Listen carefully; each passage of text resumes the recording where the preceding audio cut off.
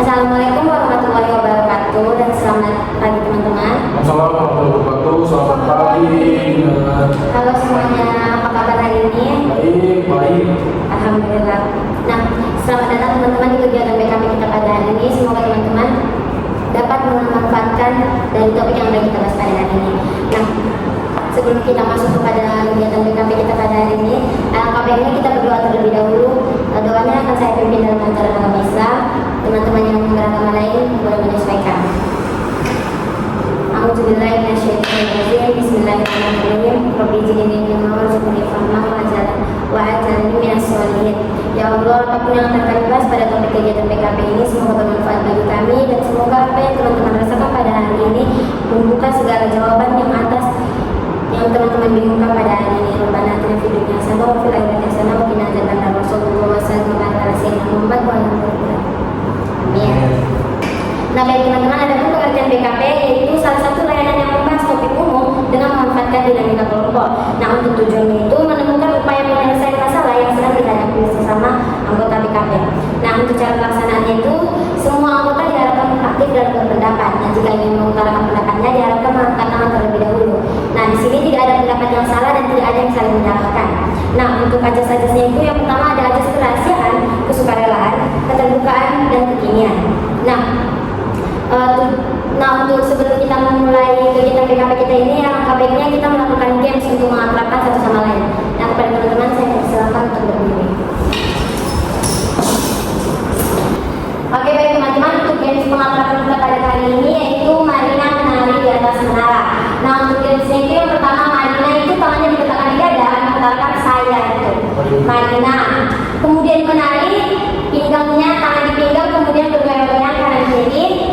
Semangat teman-teman. Nah, kemudian di atasnya itu pegang di bahu, kemudian menara seperti ini. Oke, mengerti teman-teman? Nanti kalimatnya kata-katanya itu saya acak-acak. Jadi teman-teman harap fokus. Marina menari di atas menara. Menara di atas Marina menari. Marina di atas menara menari. Semangat. Ini pinggangnya digoyang-goyang kan? Semangat. Oke. Marina cepat-cepat ya. Marina menari di atas menara. Di atas menara Marina menari. Oke, baik teman-teman. Oke, baik teman-teman. Selesai sudah kita melaksanakan kegiatan games untuk mengakrabkan kita. Nah, untuk topik yang akan kita bahas pada kali ini yaitu tekanan dari orang tua dalam memilih jurusan. Nah, menurut teman-teman, mengapa sih penting topik ini untuk kita bahas?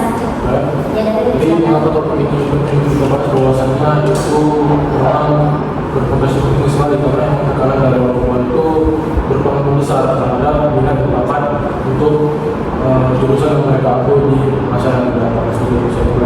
Oke, terima kasih dari yang lain. Saya perlu misalkan. Kita perlu dibahas karena berpengaruh pada keadaan tersebut karena pikiran orang tua tidak sesuai dengan pikiran anak tersebut. Oke, terima kasih Alfredo. Ya, Ustaz, silakan. Topik ini perlu dibahas karena tekanan dari yang lain ini dapat membuat siswa mengambil keputusan yang tidak sesuai minat dan potensinya sehingga berpotensi menimbulkan kesalahan dalam memilih jurusan dan akan berdampak pada masa depan anak tersebut. Oke, baik, terima kasih teman-teman atas pendapatnya. Jadi saya simpulkan mengapa topik ini penting kita bahas, yaitu intinya adalah tekanan dari orang tua itu tidak akan menyesuaikan jurusan yang akan dipilih anak dan berpotensi akan adanya kegagalan di dalam karirnya. Nah, untuk selanjutnya itu apa sih faktor penyebab dari tekanan topik yang akan kita bahas, tekanan dari orang tua ini? Faktor penyebab dari tekanan dari orang tua adalah orang tua biasanya itu mau anaknya di jurusan-jurusan yang memang pada dasarnya berpotensi untuk langsung bekerja. Misalnya pada dokter, mungkin PhD, dimana memang tujuan dari orang tua adalah memang harus anaknya langsung bekerja ketika tamat dari kuliah. Nah, beda dengan pola anak atau otak anak sih ya. Anak memang biasanya berbeda dengan orang tua. Mereka memang benar-benar lebih dari mereka. Berbeda dengan jurusan-jurusan yang mereka atau jurusan-jurusan yang orang tua sukai. Mereka biasanya cenderung yang memang tidak orang tua sukai. Bisa seperti itu saya pikir. Oke, terima kasih Danu. Ya, mungkin penyebabnya ya untuk mungkin penyebabnya itu adalah pikiran orang tua tersebut terlalu ketinggalan zaman atau bahasa sekarangnya update atau kurang update ya. Sehingga dia hanya memikirkan bahwa setelah tamat SMP itu sudah tahu kuliah. Terima kasih Alfredo. Terakhir, Kalau menurut saya itu faktor penyebabnya itu bisa seperti kayak nama sosial yang menganggap atau jasa lebih baik dan potensi misalnya nih mau kita ini misalnya mau kaya atau kayak pas-pasan tapi dia nama gengsinya gitu pemilihan itu jurusan kerja dan terima kasih atas pendapat teman-teman. Mungkin untuk kesimpulannya pada intinya faktor penyebabnya ini memang orang tuanya yang kurang update terus terlalu menekankan apa yang dia inginkan ke anaknya padahal anaknya sangat tidak menginginkan jurusan itu. Oke, terima kasih teman-teman. Nah, setelah kita tahu faktor penyebabnya, apa sih dampak dari faktor penyebab yang sudah teman-teman sebutkan tadi? Ya, Alfredo, silakan.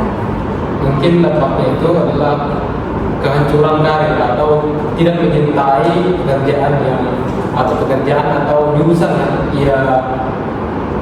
ia jalani. Oke, baik, terima kasih Alfredo. Ya, Dani, silakan. Terima kasih atas waktunya Bapak PK. Jadi faktor dampak.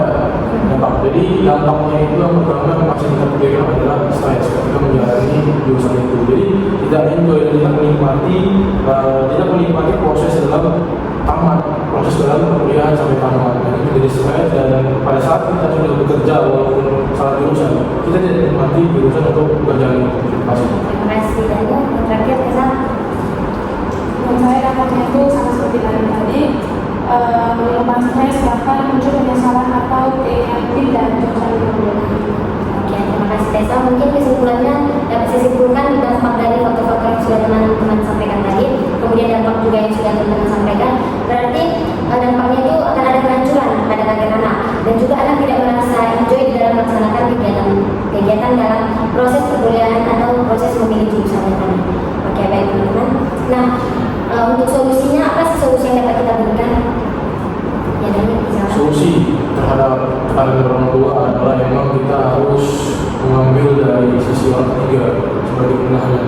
Di sana kita harus bisa memang berpikir kepada orang tua memang jurusan ini usul minat kita agar seperti yang kita bahas di sebelumnya agar jurusan atau minat jurusan minat yang kita ambil itu kita bisa minat, kita bisa enjoy menjalaninya dan tidak tertekan ketika menjalani seperti itu. Kita harus berpikir kepada orang tua sampai akan menemukan solusi yang terbaik untuk jurusan yang kita ambil. Terima kasih. Terima kasih Dani.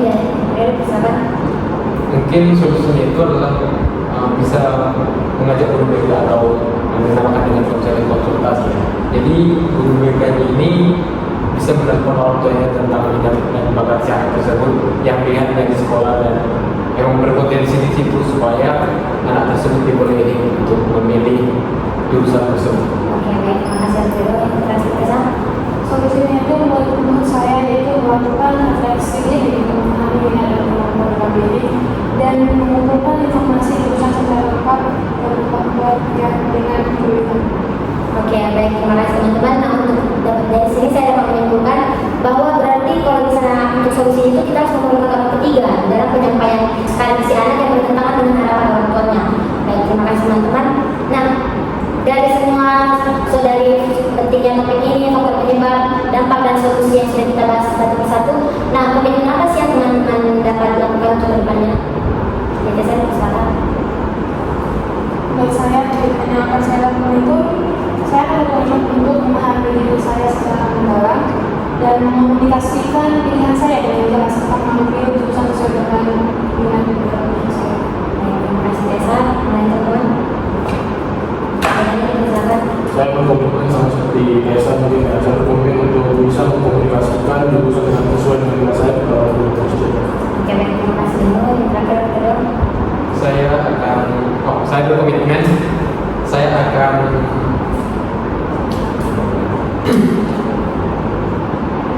berkomitmen saya akan mengajak guru BK untuk berkonsultasi cara terbaik. Jika tidak ada lagi jalan, ya mungkin saya akan minta guru BK untuk menceritakan bakat saya tetap dalam posisi pendirian saya dalam jurusan yang saya minati. Oke, baik teman-teman, terima kasih sudah menyampaikan komitmennya. Semoga di kemudian hari komitmennya dapat dijalankan sesuai dengan harapan teman-teman tadi. Nah, setelah kita melakukan kegiatan BKP kita ini, apa sih pesan dan kesan yang teman-teman rasakan? Silakan. Pesannya itu pada saat pemilihan jurusan kita hendaknya berdasarkan pada dengan seperti ini, ada proses pembelajaran yang dilakukan dan hasilnya dari optimal.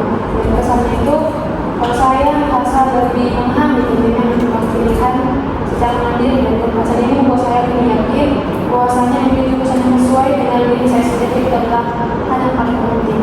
Oke, baik, terima kasih Desma. Dia dari pesan. Terima kasih Kak. Jadi pesan yang saya dapat pada kegiatan BKP kita pada hari ini adalah yang bahwasanya kita harus mengkomunikasikan jurusan yang kita pilih kepada orang tua agar tidak sesat atau tidak tertekan dalam jalan dan menjalani tidak menjalankan jurusan yang kita pilih tadi. Kita harus kemudian pesan yang saya dapatkan pada kegiatan pada hari ini ya bagus, saya dapat tahu apa saja solusi supaya saya bisa tetap menjadi jurusan yang saya miliki tersebut. Baik, terima kasih Dano. Terakhir, Pedro.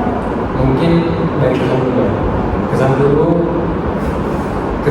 Kesan yang saya rasakan pada kegiatan ini menyenangkan dan banyak memberi informasi juga dari beberapa orang di sini. Untuk kesannya saya mungkin kita harus sama kayak Danu mengkomunikasikan karir kita ke depannya untuk orang tua dan menceritakannya supaya tidak terjadi kesalahan nanti pada karir atau jurusan yang akan kita pilih.